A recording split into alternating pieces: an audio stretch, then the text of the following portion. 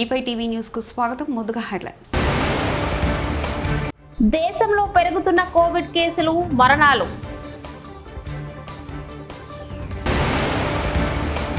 భారత్కు రానున్న Tesla factory.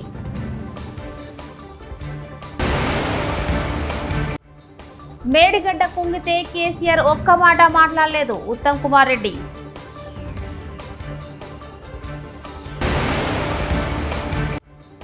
RGV cinema తీయాలంటే కోడి కత్తిపై తీసుకో, నారా లోకేష్.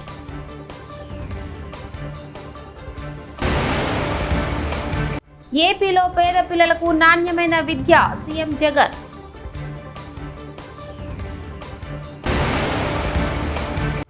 ఆరోగ్యశ్రీ కార్డులు చేతుల మీద పంపిణీ చేశారు శ్రీ అన్నంరెడ్డి అదీప్ రాజ్. దేశంలో కోవిడ్ కేసులు, మరణాలు రోజురోజుకు పెరుగుతున్నాయి. గడిచిన 24 గంటల్లో 797 కొత్త కోవిడ్-19 కేసులు నమోదు కాగా 5గురు మృతి చెందారు. దేశంలో 4097కి యాక్టివ్ కేసులున్నాయి. కేరళలోని 2, మహారాష్ట్రలోని పుదుచ్చేరి, తమిళనాడులో ఒక్కొక్క మరణం నమోదైంది. ఏపీలో 25, తెలంగాణలో 9 కొత్త కోవిడ్ కేసులు నమోదయ్యాయి. ఏపీలో 54, తెలంగాణలో 64 యాక్టివ్ కేసులున్నాయి. ఢిల్లీలో తొలి JN.1 వేరియంట్ కోవిడ్ కేసు నమోదైంది. ప్రముఖ కార్ల తయారీ సంస్థ టెస్లా భారత్లో తన తొలి మ్యానుఫ్యాక్చరింగ్ ఫ్యాక్టరీ స్థాపనకు సిద్ధమైనట్లు పలు నివేదికలు పేర్కొంటున్నాయి. ఈ ఫ్యాక్టరీని గుజరాత్లో ఏర్పాటు చేయనుందని తెలిపాయి. దీనిని జనవరిలో జరిగే వైబ్రెంట్ గుజరాత్ సమావేశంలో వెల్లడించనున్నారని, ఇందుకోసం టెస్లాకు గుజరాత్ ప్రభుత్వం అన్ని విధాలా సహాయపడుతున్నట్లు నివేదికలు పేర్కొన్నాయి. కాగా దీనిపై ఇప్పటి వరకు టెస్లా, గుజరాత్ ప్రభుత్వం స్పందించలేదు. రైల్వే శాఖ ప్రవేశపెట్టనున్న అమృత్ భారత్ ఎక్స్ప్రెస్ రైళ్లు శనివారం నుంచి పట్టాలెక్కనున్నాయి. అందులో భాగంగా పశ్చిమ బెంగాల్లోని మాల్దా, బెంగళూరుల మధ్య నడిచే అమృత్ భారత్ ఎక్స్ప్రెస్ రైలును ప్రధాని మోదీ లాంఛనంగా ప్రారంభించనున్నారు. ఈ రైలు ఏపీలోని తుని, సామర్లకోట, రాజమండ్రి, ఏలూరు, విజయవాడ, తెనాలి, చీరాల, ఒంగోలు, నెల్లూరు, గూడూరు, రేణిగుంటల మీదుగా ప్రయాణిస్తుంది. మేడిగడ్డ బ్యారేజీ అక్టోబర్ 21న కుంగితే డిసెంబర్ 3న ప్రభుత్వం మారే వరకు అప్పటి సీఎం కేసీఆర్ దానిపై ఒక్క మాట కూడా మాట్లాడలేదని మంత్రి ఉత్తమ్ కుమార్ రెడ్డి విమర్శించారు. 1,00,000 కోట్లతో కట్టిన కాళేశ్వరం ప్రాజెక్టులో 3 ఏళ్లకే మేడిగడ్డ బ్యారేజీ కుంగిపోవడం అత్యంత బాధాకరమన్నారు. మేడిగడ్డ ఘటనకు సంబంధించి క్షేత్రస్థాయిలో పరిస్థితులు సమీక్షించేందుకు బంజారాహిల్స్లోని తన నివాసం నుంచి ఆయన బయలుదేరి వెళ్లారు. ఈ సందర్భంగా ఆయన మీడియాతో మాట్లాడారు. 3వ తారీఖు కౌంటింగు, 7వ తారీఖు వరకు ప్రమాణ స్వీకారమైంది. 7వ తారీఖు 7వ తారీఖు కూడా వాళ్లే ప్రభుత్వంలో ఉన్నారు. ఆనాటి ముఖ్యమంత్రి ఇరిగేషన్ శాఖ మంత్రిగా ఒక్క మాట కూడా దాన్ని మాట్లాడకపోవడం ఇది చాలా విచిత్రమైన విషయం. తప్పనిసరిగా 1,00,000 కోట్లు పెట్టుబడి పెట్టి ఒక ప్రాజెక్ట్ కట్టి 3 ఏళ్ళలో కుంగిపోవడం అంటే అది చాలా పెద్ద సంఘటన, సిగ్గుపడాల్సిన సంఘటన. దాని విషయంలో అన్ని విషయాలు నిర్ధారించి ఫ్యాక్ట్ ఫైండింగ్ చేసి తగిన చర్యలు తీసుకుంటాం. ఇది అబద్ధం. వాళ్ళు అప్పుడు ఎలక్షన్ల ముందు దే ట్రై టు అదేదో తక్కువ జరిగిందని చూపెట్టే ప్రయత్నం చేస్తున్నారు. బట్ ఎనీవే, తక్కువ జరిగిందనే మేము కూడా కోరుకుంటున్నాం. మేమేం పెద్దగా ఇది ఏదో రాజకీయంగా లబ్ధి పొందాలి కాబట్టి ఎక్కువ డ్యామేజ్ జరిగిందని మేము చెప్పదలుచుకోలేదు. బట్ ఈ రోజున్న పరిస్థితుల్లో మేడిగడ్డ, అన్నారం, సుందిళ్లలో మరి మొత్తం నీళ్లు తీసేయాల్సిన పరిస్థితి వచ్చింది. SRSP స్టేజ్ 2 ఇతర ఆయకట్టు ఇప్పుడు దెబ్బతింటుంది. ఈ స్టెబిలైజేషన్ ఆయకట్టు ఓకే. ఇప్పుడు అది ఎట్లా చేయాలనేది మేము కొన్ని ఇప్పుడు సమీక్ష చేసుకొని ఫైనల్ చేస్తాం. మేము డెఫినెట్గా ఇంత పెద్ద నష్టం జరిగినప్పుడు there will be accountability. Okay, will see what to do. వ్యూహం చిత్రానికి ప్రతి వ్యూహం ఉండకూడదంటే ఎలా అని తెదేపా జాతీయ ప్రధాన కార్యదర్శి నారా లోకేష్ ప్రశ్నించారు. మంగళగిరిలో మీడియాతో మాట్లాడిన ఆయన ఎన్నికల ముందు ఈ తరహా సినిమాలు తీయడం ఓ ఫ్యాషన్ అయిపోయిందని మండిపడ్డారు. ఇలాంటి సినిమాలకు జగనే డబ్బులు పంచుతున్నారని ఆరోపించారు. ప్రోగ్రాం పెట్టుకుందామని నిర్ణయించుకున్నాం. అది ప్రధానంగా జనవరి 4వ తారీఖు నాడు లాంచ్ చేస్తాం.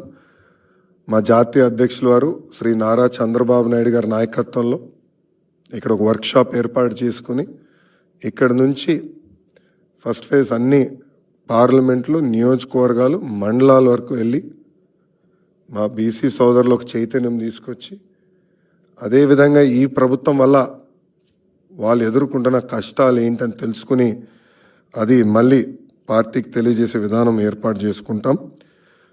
ఈ ప్రోగ్రాం అయిన తర్వాత స్టేట్ లెవెల్ అంటే బాబు గారు లాంచ్ చేసిన తర్వాత ఫీల్డ్కి వెళ్తారు. ఫీల్డ్ ప్రోగ్రామ్ పూర్తయిన తర్వాత స్టేట్ లెవెల్ ఒక సభ పెట్టుకొని బీసీ సోదరులకి ఒక ప్రత్యేకంగా మేనిఫెస్టో కూడా విడుదల చేయాలని తెలుగుదేశం పార్టీ నిర్ణయించింది. సో ఇది ఈ జైహో బీసీ ఎందుకు ఏర్పడింది, దీని వెనకాల ఆలోచన అంతా కూడా పాదయాత్రలో బీసీ సోదరులు ఎదుర్కొన్న ఇబ్బందులు నేరుగా నేను తెలుసుకున్నాను. నేను కలిసిన వాళ్ళే కాదు, నేను తిరగని మండలాల్లో కూడా బీసీ సోదరుల్లో కలవాలి పార్టీ, వాళ్ళ దగ్గర నుంచి వాళ్ళ సమస్యలు తెలుసుకోవాలి, అది మళ్ళీ బీసీ మేనిఫెస్టో రూపంలో అనౌన్స్ చేయాలనేది పార్టీ నిర్ణయం తీసుకుంది. పేదల తలరాతలు మార్చి ఆస్తి చదువు సీఎం జగన్ దేవుడి దయతో మరో మంచి కార్యక్రమం చేస్తున్నాం. ప్రతి ఏడాది క్రమం తప్పకుండా నిధుల విడుదల చేస్తున్నాం. పిల్లల తల్లుల ఖాతాలోకి ఫీజు రియంబర్స్మెంట్ నిధులు 8.9 లక్షల మంది విద్యార్థులకు 584 కోట్లు ఆర్థిక సాయం. 2023-24 జూలై సెప్టెంబర్ జగనన్న విద్యా దీవెన నిధులు జమ. ఇప్పటి వరకు విద్యా దీవెన పథకం ద్వారా 11,900 కోట్లు, జగనన్న వసతి దీవెన కింద 4,275 కోట్లు ఇచ్చాం. 4.5 ఏళ్లలో విప్లవాత్మకమైన అడుగులు వేశాం. ఇంగ్లీష్ మీడియాన్ని ప్రవేశపెట్టి ప్రభుత్వ బడుల రూపురేఖల్ని మార్చాం. 27.61 లక్షల మంది విద్యార్థులకు ఫీజు రియంబర్స్మెంట్ అందించాం. తరగతి గదులను డిజిటల్ క్లాస్ రూమ్గా మార్చాం. చెల్లించాల్సిన ఫీజును కూడా ముందుగా ప్రీవియస్ క్వార్టర్స్ లోనే వారి తల్లుల ఖాతాల్లోకి ఇప్పటికే జమ చేశాం. ఈరోజు ఈ 4.5 సంవత్సరాల కాలం ఈ ప్రయాణం ఒక్కసారి గమనించినట్టయితే కేవలం ఈ ఒక్కటే ఒక్క పథకం, జగనన్న విద్యా దీవెన అనే ఒకే ఒక్క పథకం ద్వారా అక్షరాల 27,61,000 మంది పిల్లలకు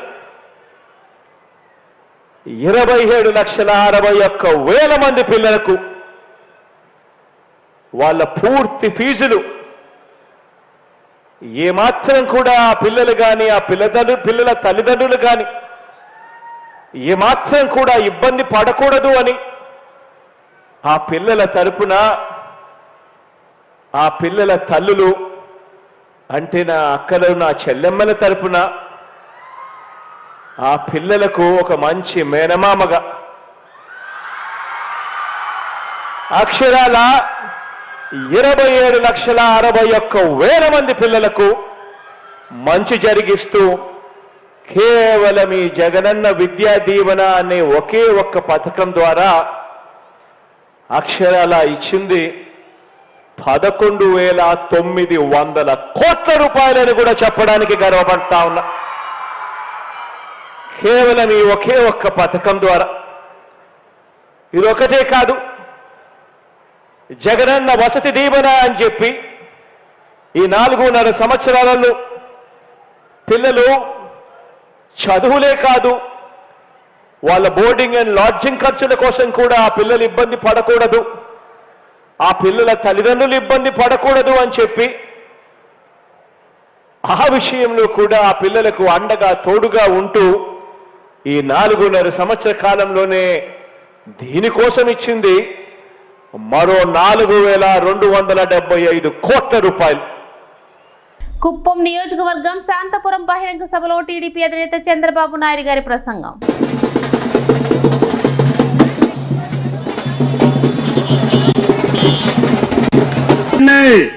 విమానాశ్రయం 100 కోట్ల రూపాయలు మళ్ళా దాన్ని కడతాం. కట్టి మీరు ప్రయాణానికి వెళ్ళాలన్నా లేకపోతే కార్గో పెట్టి మీరు పండించిన పంటలు ప్రపంచం మొత్తం పంపించాలన్నా ఏర్పాటు చేసే బాధ్యత తెలుగుదేశం పార్టీ తీసుకుంటాం. మళ్ళీ రైతు రాజ్యం వస్తుంది, రైతే రాజు అవుతాడు. అన్నదాత కింద ప్రతి ఒక్కరికి 20,000 రూపాయలు సంవత్సరానికి ఇచ్చే బాధ్యత నేను తీసుకుంటా. మళ్ళా డ్రిప్ ఇరిగేషన్ ఇస్తా. మళ్ళీ రైతు చేసే వ్యవసాయానికి అండగా నేను ఉంటానని మీ అందరికీ హామీ ఇస్తున్నా. ఇంకో పక్క బండపల్లి 66, 64 పెద్దూరు, రాళ్ల బదుగూరు, కోనేరు కుప్పం ప్రాంతాల్లో ఎక్కువ గ్రనైట్ ఉంది. నిన్న మొన్న అడుగుతూ విశాఖలోని హోల్సేల్ ఫ్రూట్ మార్కెట్ ని అనుకొని ఉన్న జనతా బజార్లో అగ్ని ప్రమాదం. స్క్రాప్ దుకాణంలోని పాత కారుకి నిప్పు అంటుకొని పక్కన ఉన్న టైర్ల షాపుకు వ్యాపించి ఎగిసిపడుతున్నాయి మంటలు.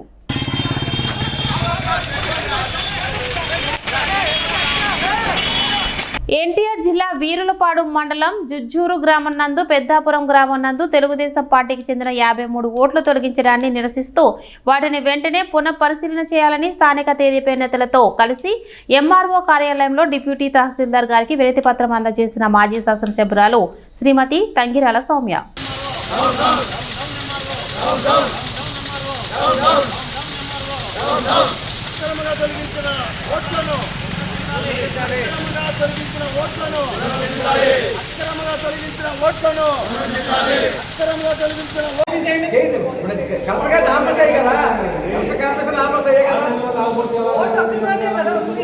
వాళ్ళు ఎక్కడుంటాయమ్మా ఓటు భారతదేశ పౌరులుగా ఓటు ఉన్నారు కదా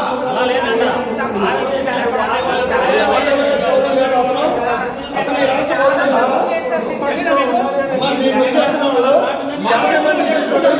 ఈ ఆంధ్ర రాష్ట్రంలో వాళ్ళు పౌరులు కదా, వాళ్ళ ఓటు హక్కు ఉండదా అంటే మీరు చెప్పిన మీరెవరు తీసేయడానికి ఓటు కూడా అంతే కదా.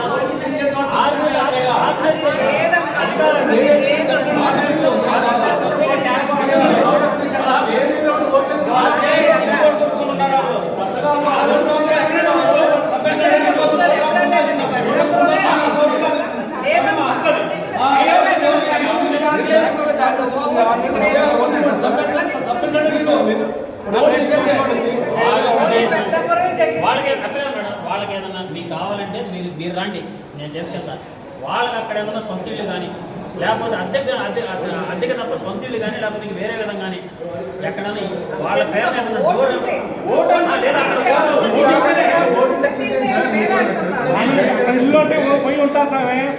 అట్లాగే సార్ మేము ప్రతి దానికి కూడా ఓటుకు ఓటు వాళ్ళకి తెలంగాణలో ఓటు ఉన్నట్టు రేషన్ కార్డు. విశాఖ పెందుర్తి రాంపురం సొంత గ్రామంలో ఆరోగ్యశ్రీ కార్డులు శాసనసభ్యులు శ్రీ అన్నంరెడ్డి అదీప్రాజ్ చేతుల మీదుగా పంపిణీ చేశారు. ఎమ్మెల్యే మాట్లాడుతూ గత ప్రభుత్వం కంటే ఈ ప్రభుత్వంలో మెరుగైన వైద్యం అందిస్తున్నారు అన్నారు. సీఎం జగన్మోహన్ రెడ్డి వైద్యం పట్ల ప్రస్తుతం ఉన్న ఖర్చులతో పోల్చుకొని సగటు కుటుంబానికి పథకం కింద 25 లక్షల రూపాయలు మంజూరు చేశారు. ఈ కార్యక్రమంలో రాంపురం సర్పంచ్ అన్నంరెడ్డి, శిరీష మరియు ఎంపీపీ నాగమణి, జెడ్పీటీసీ ఉప్పులు కనకరాజు దేవి, గోలి రాము, శరగడం నరసింహమూర్తి, దొగ్గ గౌతమ్, లెక్కల రమేష్, కిల్లి అప్పారావు, లాలం అప్పలనాయుడు, అల్లం అప్పారావు, బంగారు నాయుడు, రొంగలి శంకర్ ఇతర సంబంధిత అధికారులు పాల్గొన్నారు.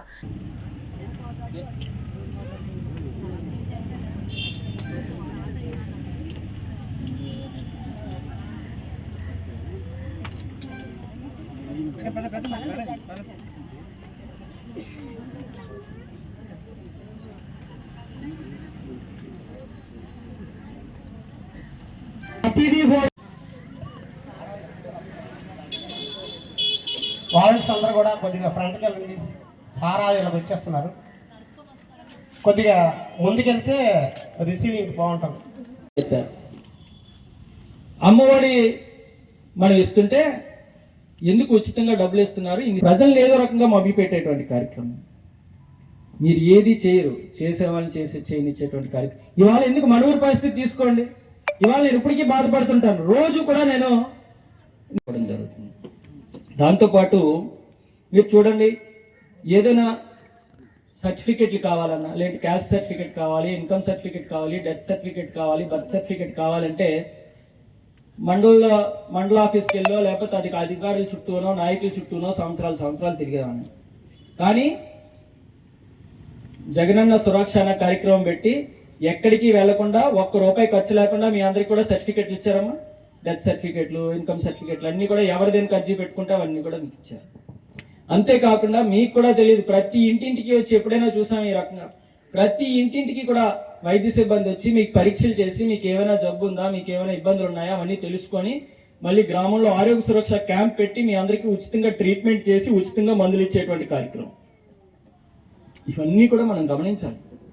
ఏ ప్రభుత్వమైనా ఇంత చక్కగా పట్టించుకుందా?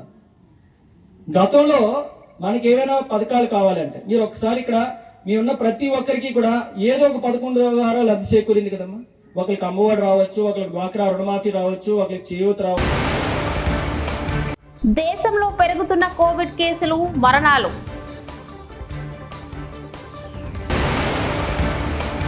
భారత్కు రానున్న టెస్లా ఫ్యాక్టరీ.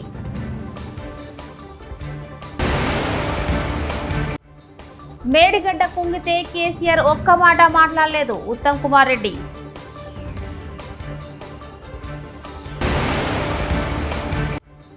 ఆర్జీవీ సినిమా తీయాలంటే కోడి కత్తిపై తీసుకో, నారా లోకేష్.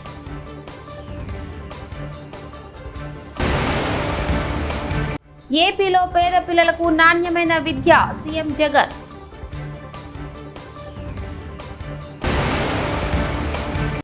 ఆరోగ్యశ్రీ కార్డులు చేతుల మీద పంపిణీ చేశారు శ్రీ అన్నం రెడ్డి, అదీప్ రాజ్. ఇవి బులెటిన్ విశేషాలు. చూస్తూనే ఉండండి E5 టీవీ న్యూస్.